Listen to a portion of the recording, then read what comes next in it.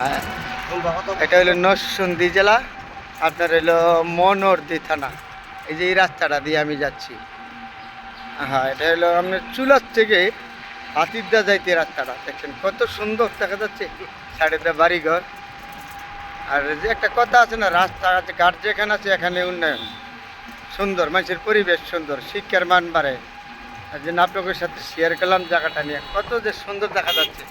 ওই দিক দিয়ে মাঠগুলি খালি খালি।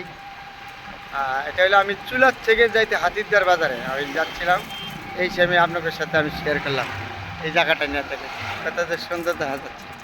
এই সবুজ শ্যামল সোনার বাংলাদেশ, তার নাম হলো গ্রাম বাংলা। আসলে তো গ্রামে আমরা আসি নাই, গ্রাম যে এত সুন্দর এটা আমাদের আইসা ছেলেমেয়েকে দেখানি উচিত। কারণ আমাদের বাবাই তারা তো দেখাইছে, এখন আমরা আসি গ্রামে, ইচ্ছা নাইলে নাহলে তো আর আসি নাই।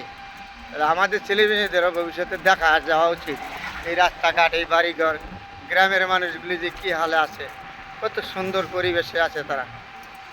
রাস্তাটাতে দেখেন দেশে খুবই সুন্দর না রাস্তাটা, আপনাদের সাথে শেয়ার করছি দেখেন। আর দাদা এই যে গাছপালা রাস্তার কিনে লাগাইতেছে, গ্রাম বাংলার মানুষ তারা সবচেয়ে থেকে সুখী মানুষ, নিত্য নতুন তরকারি খায়, তারা সব কিছু ভালো জিনিস খায়।